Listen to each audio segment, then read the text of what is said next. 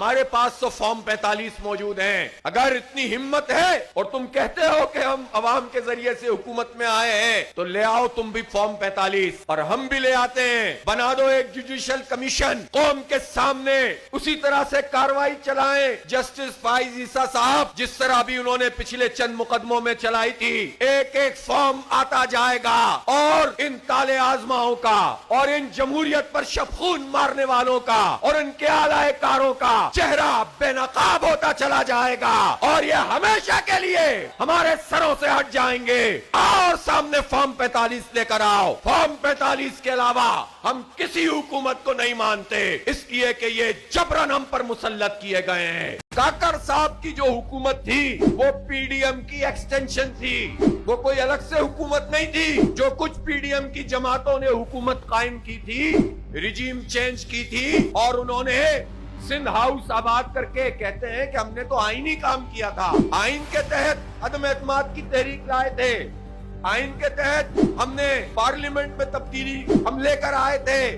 یہ سندھ ہاؤس میں جو کچھ ہو رہا تھا وہ کون سے آئین میں لکھا ہوا ہے؟ اور یہ سوال ہمارا مسٹروں سے بھی ہے, مولاناؤں سے بھی ہے.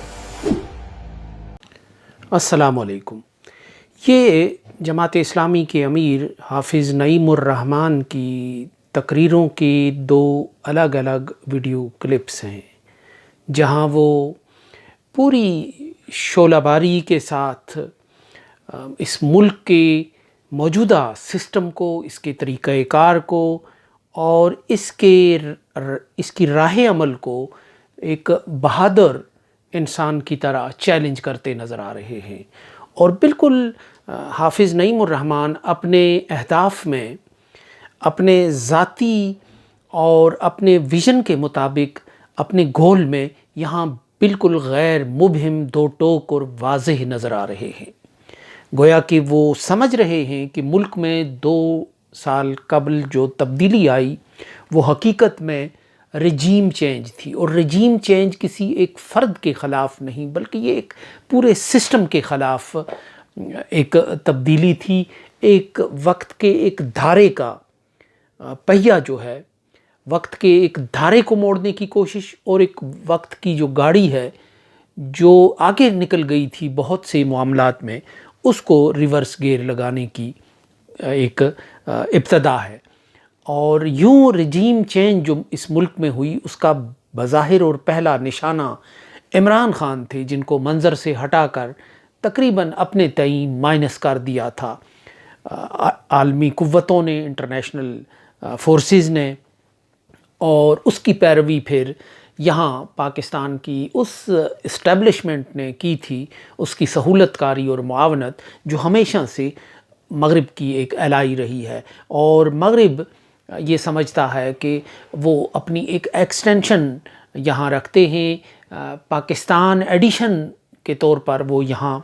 اپنے الائز کو رکھے ہوئے ہیں, اور پاکستان کی اسٹیبلشمنٹ ان کی ایک بہترین الائی ثابت ہوئی ہے. اس خطے میں 75-76 سال کی یہ تاریخ بتاتی ہے کہ وہ جب بھی کوئی فیصلہ انہوں نے امپلیمنٹ کرنا ہو تو یہاں اس پر عمل درآمد کا جو کام ہے وہ پاکستان کی اسٹیبلشمنٹ کرتی ہے. اور پاکستان کی اسٹیبلشمنٹ جب ان کے خیال میں ڈبل گیم ان کے ساتھ کرنے لگے, جب ان کے خیال میں پاکستان کی اسٹیبلشمنٹ تھوڑا بھاگنے لگے آگے, تھوڑا ان سے ایک ڈسٹینس پیدا کرنے لگے یا ان کی بتائی ہوئی لائن سے ہٹنے کی کوشش کرے, تو پھر وہ سویلین بالادستی کے نام پر جمہوری قوتوں کو مضبوط کرتے ہیں, پھر ایک جمہوریت کا ایک کے نعرے بلند ہونے لگتے ہیں اور بحالی جمہوریت کی ایک تحریکیں چلنے لگتی ہیں اور سویلین نظام کو مضبوط بنانے کی باتیں چلنے لگتی ہیں. پھر باہر سے بھی ایسے بیانات آنے لگتے ہیں شہری حقوق کے, شہری آزادیوں کے, انسانی حقوق کے, اور پھر جب دوبارہ اسٹیبلشمنٹ واپس اپنا سجدہ سہو کرتی ہے تو پھر اس کے بعد امریکہ اور اسٹیبلشمنٹ کی بلے بلے ہو جاتی ہے. جو کٹی ہوتی ہے وہ دوبارہ دوستی اور صلح میں بدل جاتی ہے. رجیم چینج ایک ایسا ہی موڑ تھا کہ جب امریکہ مغضوب الغضب تھا پاکستان کے حوالے سے کہ افغانستان میں اس نے ایک گیم کھیلی ہے، ڈبل گیم کھیلی ہے، ہمارے پیسوں سے ہمیں ہی شکست دی ہے. ایک طرف امریکہ سے پیسے لیے جاتے رہے، دوسری طرف طالبان کو اور حقانی نیٹ ورک کو مضبوط کیا جاتا رہا اور ہمارے فوجی اس میں مارے جاتے رہے. یعنی امریکہ کا چڑچڑاپن اس حد تک بڑھ گیا تھا کہ سلالہ کا واقعہ ہوا، پھر براہ راست انہوں نے پاکستان فوج پر حملہ کر کے وہ تمام قرض جاتے جاتے چکانے کی کوشش کی کہ جو وہ سمجھتے تھے کہ ان پر واجب ہیں پاکستان کے حوالے سے. تو اس ماحول میں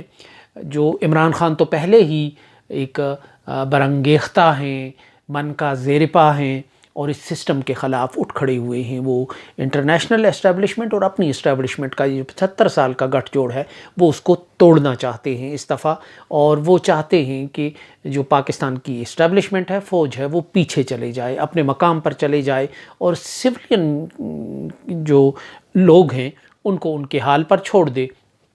اور جو ملک کی جو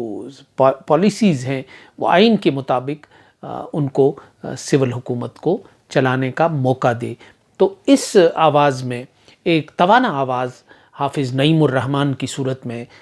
شامل ہو گئی ہے اور بہت جرت کے ساتھ، بہت بے خوفی کے ساتھ وہ اس میدان میں اترے ہیں اور بالکل کلیئرٹی کے ساتھ وہ اس ہدف کو جان گئے ہیں، پہچان گئے ہیں، جو اب ملفوف کسی طور بھی نہیں رہا، مستور کسی طور بھی نہیں رہا. پاکستان کا بچہ اس کو سمجھ گیا ہے اور جماعت اسلامی کے امیر حافظ نعیم الرحمن تاریخ کے اور لکیر کے درست سمت میں ابھی تک کھڑا ہو رہے ہیں، کھڑے ہوتے نظر آ رہے ہیں. تو منور حسن صاحب کی جو انقلابیت تھی، جو حریت تھی، جو بے خوفی تھی، جو ان کا ایک بالکل ایک